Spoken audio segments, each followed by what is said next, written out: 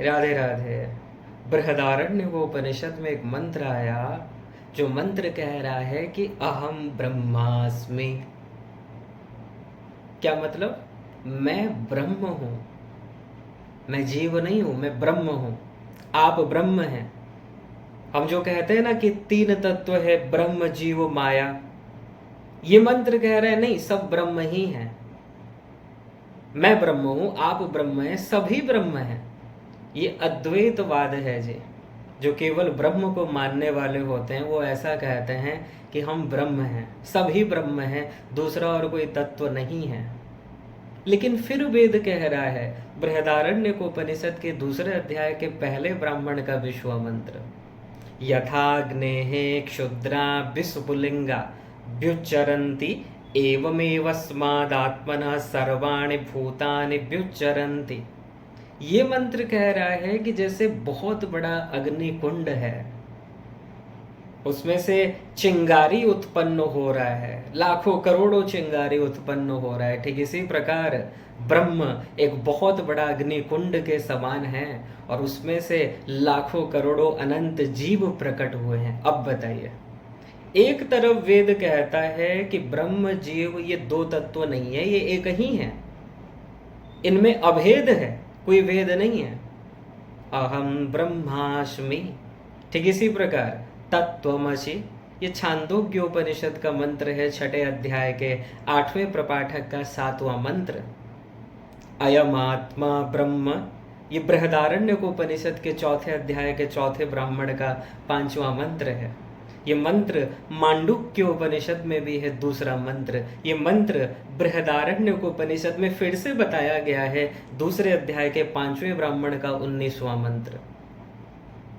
प्रज्ञानम ब्रह्म, ये ऐतरेयोपनिषद का मंत्र है 3-3। सोहम, ईशावास्योपनिषद का 16 नंबर मंत्र, और ये मंत्र बृहदारण्यकोपनिषद में भी है 1-4-1।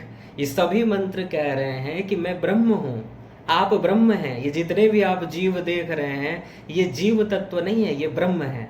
लेकिन दूसरी ओर वेद मंत्र कह रहा है कि जैसे बहुत बड़ा एक अग्नि कुंड से करोड़ों चिंगारियां उत्पन्न होती हैं, ठीक इसी प्रकार ब्रह्म रूपी कुंड से अनंत जीव प्रकट हुए हैं। तो यहाँ पर स्पष्ट रूप से दो अलग अलग तत्व बताया गया कि ब्रह्म अलग है और उससे जो प्रकट हुए हैं जीव अलग है। अब प्रश्न आता है जी, इसमें सही क्या है? क्या सच में हम सभी ब्रह्म हैं? क्या सच में हम सभी भगवान हैं? अगर आप थोड़ा सा बस समझने का प्रयास करें, जो लोग अपने को ब्रह्म कहते हैं, ये निर्गुण निर्विशेष निराकार ब्रह्म को जो मानने वाले हैं, जो कहते हैं हम ब्रह्म हैं, उनको अगर कोई गाली दे दे तो उनको गुस्सा आ जाता है। शरीर में कुछ अगर रोग हो जाता है तो उनको टेंशन हो जाता है। कोई कुछ अपमान कर दे, कुछ भला बुरा कह दे, उनको ईगो उनका हर्ट होता है। कोई परिवार में कुछ संकट हो जाए तो वो टेंशन में आ जाते हैं। तो कहाँ आप अपने को ब्रह्म मान रहे हैं? अरे ब्रह्म के लिए वेद में बताया गया कि आनंदो ब्रह्मेति बजानात। ये तैत्तरीयोपनिषद के तीसरी बल्ली का 6वां अनुवाक है। ब्रह्म अर्थात आनंद। आप तो आनंद में नहीं है जी। प्रत्येक जीव इस संसार में दुखी है। त्रिगुण, त्रिकर्म, त्रिदोष, पंचक्लेश, पंचकोश, ये सभी बंधनों से युक्त है। फिर आप अपने को कैसे ब्रह्म कह रहे हैं? तो क्या वेद में जो बताया गया है अहम ब्रह्मास्मि, तत्त्वमसि, प्रज्ञानम ब्रह्म, अयम आत्मा ब्रह्म, सोहम, क्या ये गलत है? बिल्कुल भी नहीं। वेद की ऋचाएं कैसे गलत हो सकती है?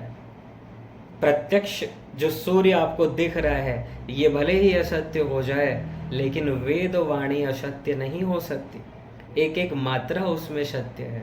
यहाँ पर ये जो अभेदवादिनी ऋचाएं हैं, जो ये कह रही हैं कि तुम ही ब्रह्म हो, वो इसीलिए बता रहे हैं क्योंकि हम ब्रह्म से ही प्रकट हुए हैं।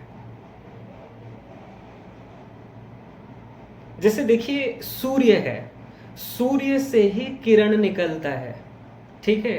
बिना सूर्य के किरण का कोई अस्तित्व नहीं है। इसलिए हम कह देते हैं किरण सूर्य ही है, वो सूर्य से ही निकला है, इसलिए हम बोल देते हैं वो समान है, एक ही है। लेकिन किरण को अगर अहंकार हो जाए, वो अपने को ही ग्रेट समझने लगे और वो बोले, सूर्य को बोले हमको तुम्हारी आवश्यकता नहीं है। अब बताइए, अगर सूर्य बादल में कहीं छिप जाए तो कहाँ से किरण आएगा?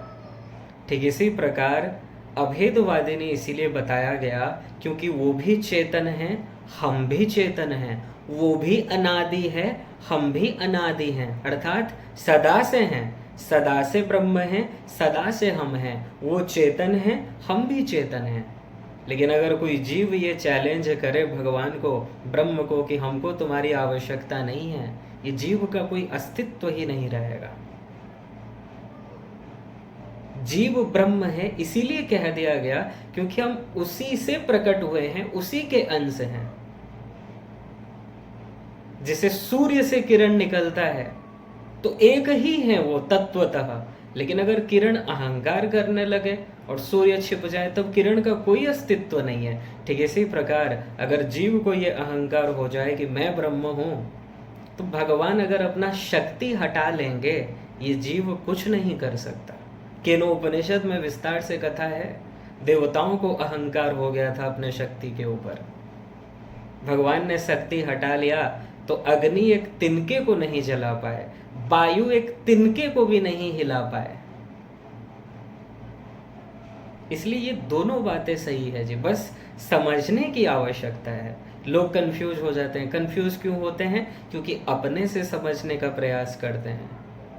जैसे भगवान बुद्धि से परे हैं, ठीक इसी प्रकार वेद भी बुद्धि से परे है।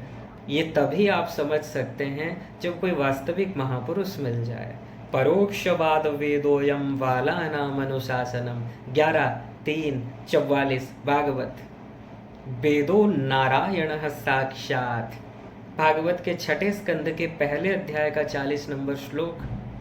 अनंतम पारम गंभीरम दुर्विगाह्य समुद्रवत 11:21-36। ये वेद जो है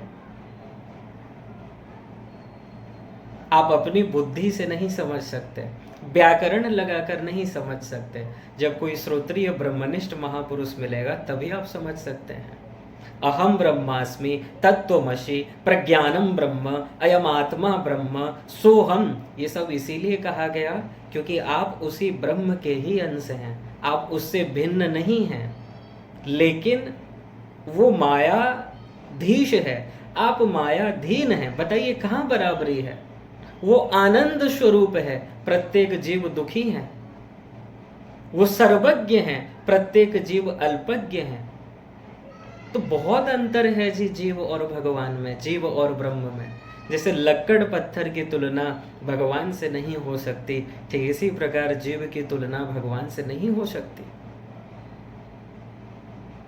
एक इसीलिए बता दिया गया क्योंकि हम उसी के अंश हैं, उसी से प्रकट हुए हैं, उसके बिना कोई अस्तित्व हमारा है ही नहीं, इसीलिए एक बताया गया। लेकिन 3 तत्व टोटल हैं जो श्वेताश्वतरोपनिषद में बताया गया। क्षरम प्रधानम मृताक्षरम हरः क्षरात्मानाविशते देव एक तस्या विध्यानात् योजनात् तत्वभावात् भूयश्चान्ते विश्वमाया निवृत्ति। इस श्वेताश्वतरोपनिषद के पहले अध्याय का 10वां मंत्र है। एतद् ज्ञेयं नित्यमेवात्मसंस्थं नातः परं वेदितव्यं हि किंचित् भोक्ता भोग्यं प्रेरितारञ्च मत्वा सर्वं प्रोक्तं त्रिविधं ब्रह्ममेतत्। ये श्वेताश्वतरोपनिषद के पहले अध्याय का 12वां मंत्र है। ये मंत्र नारद परिव्राजक उपनिषद में भी है 9-11।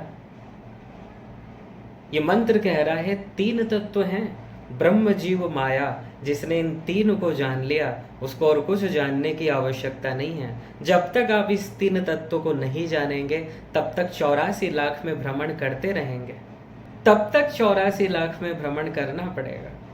ठीक है, इसलिए यहाँ पर कंफ्यूज नहीं होना है जी, दोनों चीज सही है, बस समझने की आवश्यकता है। एक इसीलिए कह दिया गया क्योंकि हम उसी के अंश हैं, उसी से ही निकले हैं। वही माया और जीव का शासक है, प्रेरक है, इसलिए एक कह दिया गया। 2 भी बताया गया है वेदों में, 2 इसीलिए बताया गया क्योंकि ब्रह्म जीव माया में से ब्रह्म और जीव चेतन है, माया जड़ सकती है। इसलिए दो तत्व बताया, जो चेतन है उनको ही बता दिया गया कि दो तत्व हैं, और तीन तत्व तो स्पष्ट ही है, ब्रह्म जीव माया। इसलिए कंफ्यूज कभी भी नहीं होना है। छांदोग्य उपनिषद में भी बताया गया, तीसरे अध्याय के 14 नंबर प्रपाठक का पहला मंत्र, तज्जलानिति शांत उपासित तज्ज तल्ल। ये समस्त ब्रह्मांड, ये समस्त जीव भगवान से प्रकट होते हैं और उसी में लीन हो जाते हैं। जो तैत्तरीय उपनिषद में बताया गया, भृगुबली अर्थात तीसरे बल्ली के पहले अनुवाक में जो बताया गया, ब्रह्म कहते किसे हैं? ये तो वायुमानि भूतानि जायन्ते ये न जातानि जीवन्ति यत् प्रयन्ते विषम विशन्ति तद ब्रह्म। और इसी को बताया गया ब्रह्मसूत्र में, जन्माद्यस्य यतः। और इसी को भागवत में बताया गया, जन्माद्यस्य यतोऽन्वयादितरतश्चार्थे स्वभिज्ञ स्वराट। भगवान से ही, ब्रह्म से ही इस अनंत कोटि ब्रह्मांड का प्राकट्य हुआ है। वही इस अनंत कोटि ब्रह्मांड को चला रहा है, सर्वव्यापक है, और अंत में उसी में सब लीन हो जाएगा। इसलिए जो सुप्रीम पावर है, जो परम तत्व है, वो एक ही है। हम उसके अंश हैं, हम चेतन हैं, उसी से ही प्रकट हुए हैं। एक तत्व बता दिया गया। लेकिन आपको यही समझना है कि ब्रह्म जीव माया तीन तत्व है, उसमें से माया जड़ है, जीव तटस्था शक्ति कहलाता है क्योंकि ये चेतन है। भगवान महाचेतन है तो जीव अणुचेतन है लेकिन चेतन है, और ये भगवान का अंश है, भगवान का पुत्र है। ठीक है, ये भगवान कभी नहीं हो सकता। कल को भगवत प्राप्ति हो भी जाए, भगवान सब कुछ आपको दे देंगे, लेकिन स्टिल वो जीव जीव ही रहेगा, वो ब्रह्म नहीं हो जाएगा। इसलिए ब्रह्मसूत्र में बताया गया, जगत व्यापार परजम भोग मात्र सामलिंगा च 4-4-17 4-4-21। महापुरुष अर्थात भगवत प्राप्ति के बाद भी ये सृष्टि करने का काम, सर्वव्यापक होना, जीव के अंतःकरण में बैठकर उसके आइडियाज को नोट करना, उसको शक्ति प्रदान करना, और जब जीव सरेंडर हो जाएगा, भगवान के समर्पित हो जाएगा, उसको माया से मुक्त कर देना, ये सब काम भगवान का है। महापुरुष नहीं करते हैं, ये भगवान ही करते हैं। ठीक है, इसलिए एक तत्व जहां बताया गया वो भी सही है, दो तत्व जहां बताया गया वो भी सही है, तीन तत्व जहां पर बताया गया वो भी सही है। लेकिन आपको इतना ही ध्यान रखना है कि श्री कृष्ण हमारे स्वामी हैं, हम उनके दास हैं। जीव की ईस समान जीव कभी भी ईश्वर के समान नहीं हो सकता, और उन्हीं की कृपा से ही माया जाएगी, उन्हीं की कृपा से ही सदा को दुखों से छुटकारा मिल जाएगा, उन्हीं की कृपा से ही वो प्राप्त होंगे, अर्थात आनंद प्राप्त होगा। ठीक है, सबसे बड़ा भेद जीवात्मा और परमात्मा में यही है कि वो मायाधीश है, माया का स्वामी है, हम मायाधीन हैं। वो सर्वज्ञ हैं, सब कुछ जानने वाला है, हम तो थोड़ा बहुत जानते हैं। वो आनंद है, हम दुखी हैं। इसलिए जीव की बराबरी कभी नहीं हो सकती जी भगवान से। ये जो लोग अपने को ब्रह्म समझने लगते हैं, अहंकार करने लगते हैं, उनका पतन हो जाता है। ये अपने आप को ब्रह्म बताने वाले, उनको एक शब्द अगर आप कह दो, सहन नहीं हो पाता है जी उनसे, और वो चले अपने को ब्रह्म मानने लगे। इसीलिए इम्पॉर्टेंट यही है कि आप भगवान से प्रेम करें, उनको अपना माने, उनकी भक्ति करें, निरंतर उनमें अपना मन लगाएं, तभी जीव का कल्याण हो सकता है जी, और माया से छुटकारा मिल जाएगा, और सदा के लिए परम आनंद, दिव्य आनंद प्राप्त हो जाएगा। बोलिए लाडले लाल की जय। जय जय श्री राधे।